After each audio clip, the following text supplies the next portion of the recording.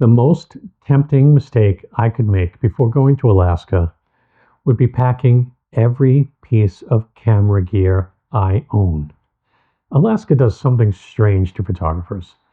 You start imagining bears on distant riverbanks, eagles diving out of the sky, mountains glowing through the mist, and whales breaching beside the ship.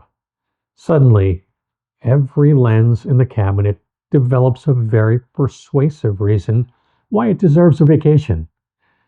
But more gear does not automatically mean more photographs.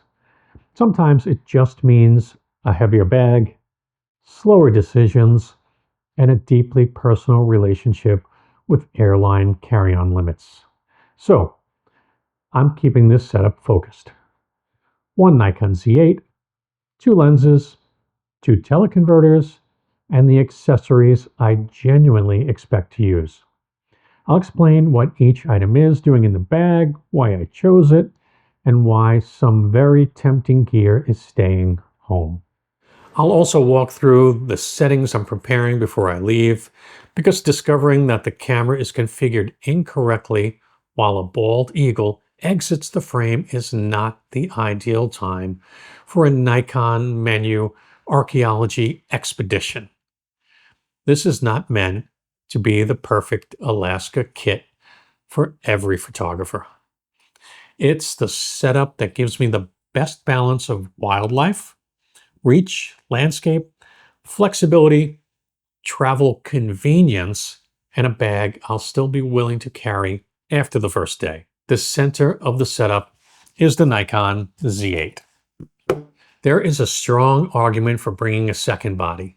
It gives you a backup if something fails, and it allows you to keep a wildlife lens mounted on one camera and a general purpose lens on the other. That sounds excellent until you remember that you have to carry both cameras all day. For this trip, I'm taking one Z8 because it already handles nearly everything I need. It gives me the autofocus performance I want for wildlife, strong enough resolution to crop when a subject refuses to cooperate, and the flexibility to move between action, travel, and landscapes without feeling as though I brought the wrong camera. And wildlife will refuse to cooperate. I believe that may be written into its union contract. The Z8 also lets me prepare different shooting menu banks before I leave. That matters because Alaska can change the assignment very quickly. One moment, I may be photographing a mountain across the water. A few seconds later, somebody points towards the shoreline, an eagle appears, and every photographer on the ship rotates in the same direction like a row of radar dishes. I want the camera ready for that change before it happens. The first lens going into the bag is the Nikon Z 180 to 600 millimeter. This is the dedicated wildlife lens. At 180 millimeters, it's wide enough for larger animals, environmental wildlife photographs, or subjects that move closer than expected. At 600 millimeter, it gives me the reach I want for birds, bears, whales, and anything else that sensibly decides not to stand beside the photographer.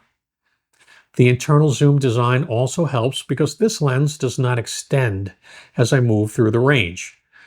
Its balance stays more consistent, and I'm not pushing a giant barrel outward every time I zoom towards 600. The short zoom throw is another practical advantage. I can move from 180 to 600 millimeters quickly when an animal changes direction, comes closer, or suddenly becomes a much smaller part of the frame. That flexibility is one of the main reasons I want this lens instead of a fixed super telephoto. A fixed 600 millimeter lens can be wonderful when the subject stays far away. But Alaska is not likely to check my focal length before moving something interesting closer. A whale surfaces nearer than expected, or I want to show an animal within the landscape rather than filling the entire frame with fur or feathers. I can pull back and include more of the environment. And I definitely want some environmental wildlife photographs. A tight portrait is great, but I want the mountains water, weather, and scale around the animal.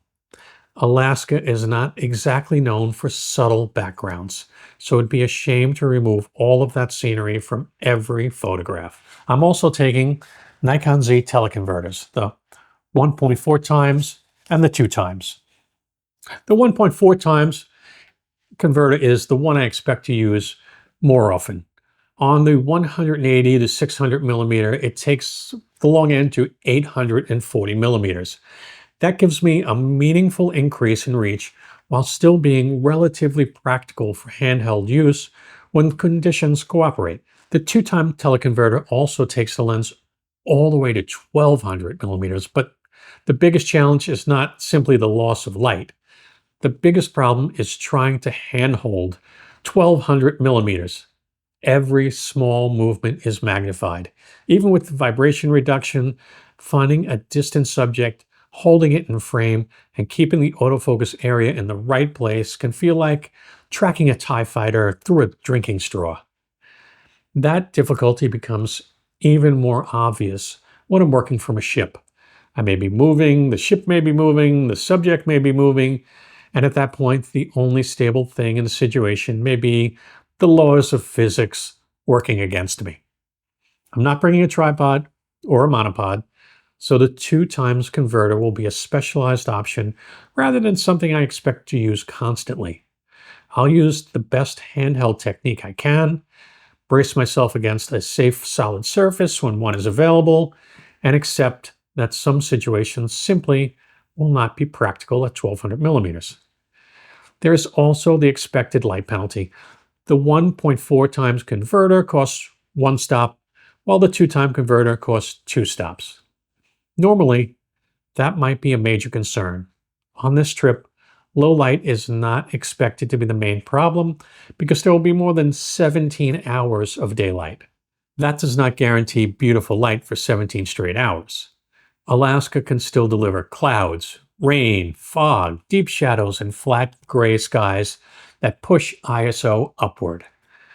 But I'm not planning around short winter days or spending most of the trip photographing in darkness. The extended daylight makes the slower lens and teleconverter combinations more practical than they would on many other trips. Even with all that daylight, the 2 times converter's main challenge remains the same, keeping 1200 millimeters steady enough to frame the subject and produce a sharp photograph.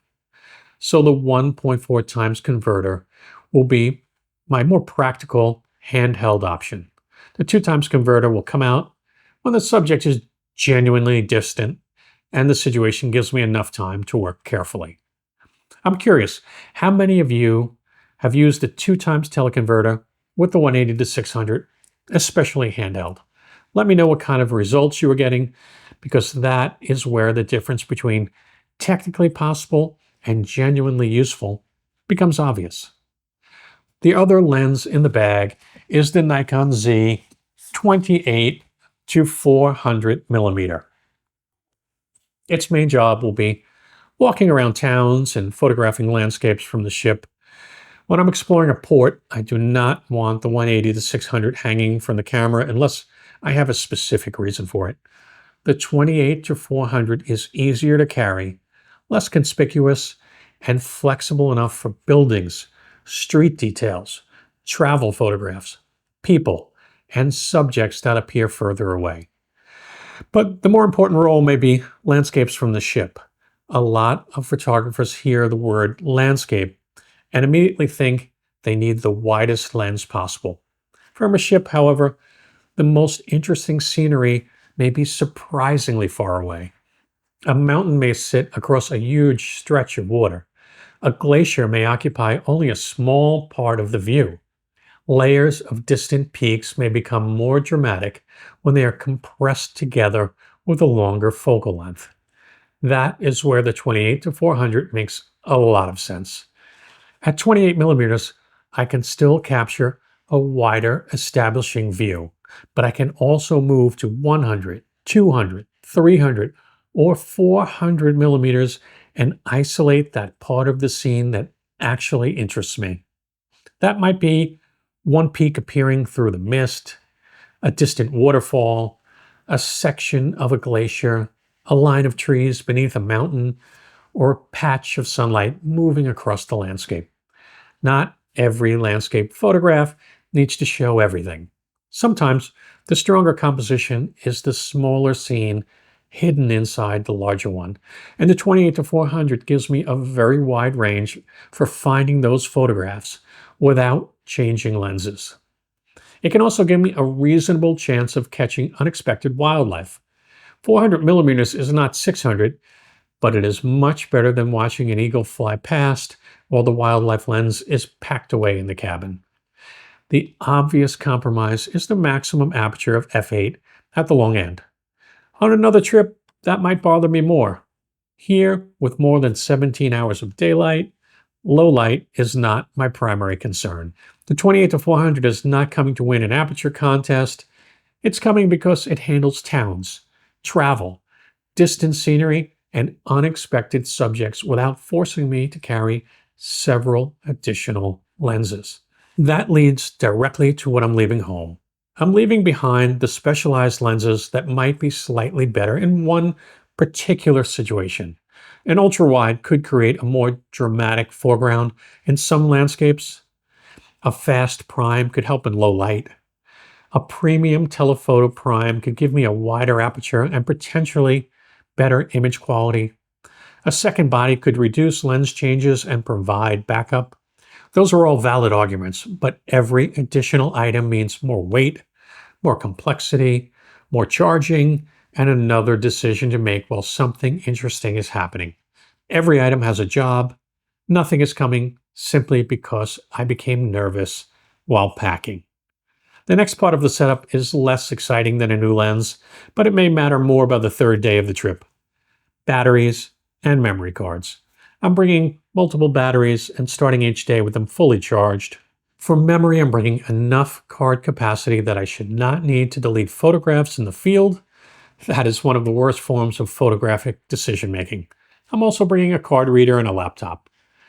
The card reader gives me a dependable way to transfer files, and the laptop allows me to verify that the image is copied correctly, check focus on a larger screen, and create another copy when storage allows.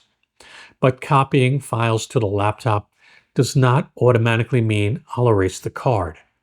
Unless I have another verified copy, that card remains part of the backup plan. One copy is not a backup. It's a hostage situation with optimistic branding. For cleaning, I'm bringing Hoodman lens cloths. I prefer the disposable cloths for a trip like this because a reusable cloth can become damp, oily, or contaminated with grit. Then it goes back into a pocket and patiently waits for another chance to smear all of that material across an expensive lens. With the lens clean packets, I can open up a clean cloth when I need one, use it, and dispose of it. For rain protection, I'm taking a separate rain cover for the camera and lens. That cover will stay somewhere accessible. A rain cover buried at the bottom of a bag is not weather protection. It's a historical artifact you discover after the storm passes. Everything will be carried in the Manfrotto Pro Light Backloader S. The bag weighs about 1.66 kilograms or 3.66 pounds and holds approximately 19 liters.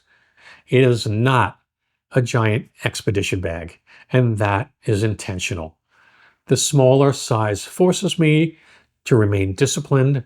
I can carry the gear with a defined purpose instead of filling empty space with equipment I might use if the planets align.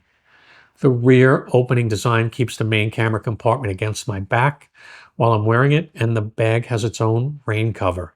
That protects the equipment inside, while the separate camera cover protects whatever I'm actively using. The organization inside the bag will be simple and consistent. The Z8, lenses, teleconverters, batteries, cards, card reader, and lens clean packets will each have a fixed position. I want to reach into the bag and know where everything is. I do not want to perform an archaeological excavation through the cables and cleaning supplies while a subject disappears. The last part of the preparation happens inside the camera. I'll build a wildlife setup around continuous autofocus, bird or animal subject detection, a fast shutter speed, and auto ISO. My likely starting point for moving wildlife will be manual exposure with auto ISO. That lets me control the shutter speed and aperture while the camera adjusts sensitivity as light changes. For birds in flight or faster action, I'll probably begin around 1/2000th of a second and adjust from there. A stationary bear does not need the same shutter speed as an eagle crossing the frame, but I'd rather start slightly too fast than discover motion blur after the opportunity is gone. I'll also prepare an autofocus area that gives the Z8 enough room to find the subject without handing it the entire frame. For landscapes from the ship, I'll use a different setup. Even though mountains are not moving, I may be moving, the ship will be moving, and the wind may be moving the camera. At 200, 300, or 400 millimeters, those small movements become much more visible. Vibration reduction helps, but it cannot repel physics. So I'll pay close attention to shutter speed rather than treating every landscape like a static scene photographed from solid ground. For walking around town, I'll prepare a general travel setup with auto ISO, a sensible minimum shutter speed, and autofocus settings that can move easily between static details and people. Before leaving, I'll confirm that I'm recording RAW files, check how the 2 card slots are configured, verify the date and time, and save my menu settings to a card. The real purpose of this setup is not to cover every photograph that could possibly exist. It's to remove hesitation. The Z8 gives me one familiar camera. The 180-600 gives me serious wildlife reach. The 28-400 handles towns, travel, and the distant landscape compositions I expect to find from the ship. The only real danger now is walking past the camera cabinet the night before the trip and deciding there's room for just one more lens. Please consider subscribing.